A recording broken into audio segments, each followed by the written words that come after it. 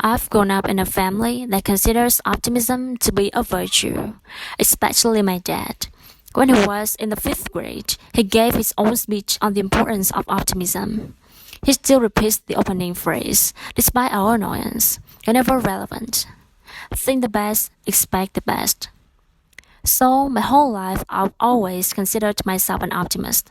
I was raised in an environment that prompted optimism and convinced me that I was one. Whenever I prompted, I said the glass was half full and that yes, I would turn my life's lemon into lemonade.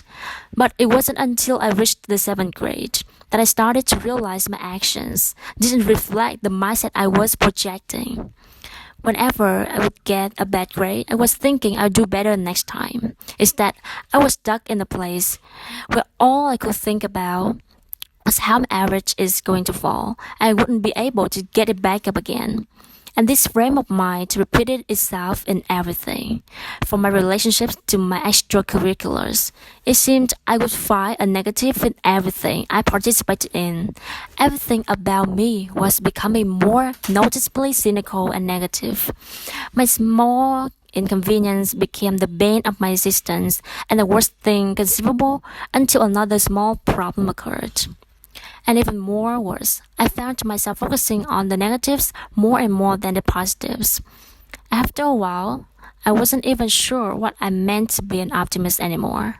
After all, my whole life I had believed and proclaimed that I was one, but now realized that I hadn't really practiced this characteristic that I still claim to value, and it was becoming more and more evident through my actions.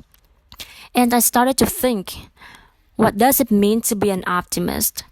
Optimism is a hopefulness and confidence about the future or the successful outcome of a situation.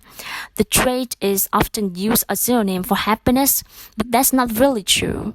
You don't always have to be happy to be an optimist, and being an optimist doesn't always mean you be happy. Through the true arts, closely related optimism is more than just being positive.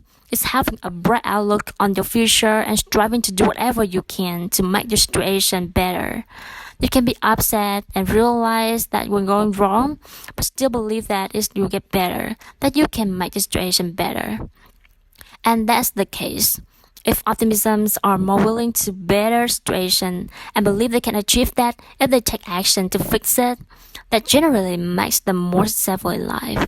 A study by Harvard Business Review found that optimists are usually more confident, more committed, and more inclined to work hard to reach their goals. They are ones that get the farthest in life and usually end up the most content. So we should all want to be optimists, right? But the fact is, we aren't. Is that because we choose not to be? Or because we just don't have it in us? Or is a choice or an inherent characteristic? What makes someone an optimist in the first place? It turns out it's a mixture of a few different concepts. The first one we usually jump to is environment, and it makes sense why. We know that the way we were raised makes us more inclined to behave one way or another. If you raise an environment that's more positive and open, you're more likely to reflect those characteristics. And if you raise in a dysfunctional home, optimism may not be your frame of mind. But it's not the end-all be-all. Genetics also plays a role in whatever you are an optimist or pessimist. A study by King's College found that the genetic material on a specific receptor gene can actually influence these traits.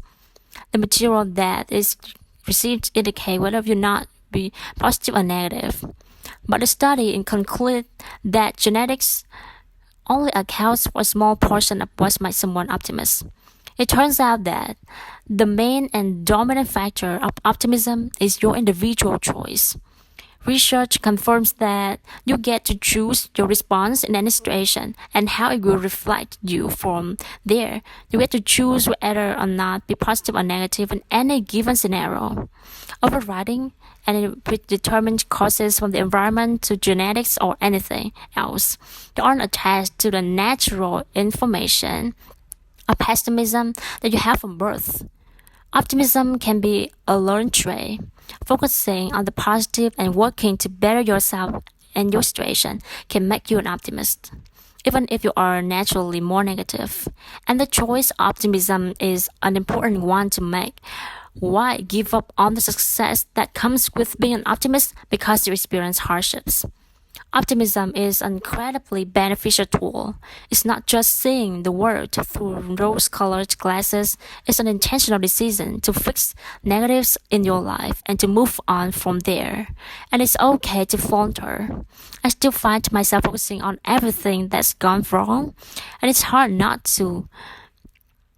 But the difference is that now I realize that I can make conscious choice to recognize the negatives, but find positive solution in any given conflict. If you can reframe your perspective, the rest follows. And it's hard to realize that. But the next time you find yourself stuck in negativity, remember that in the end, you get to choose your response in that situation. Being an optimist means that even if everything falls apart, we can focus on how we're going to pick it back up again. Thank you.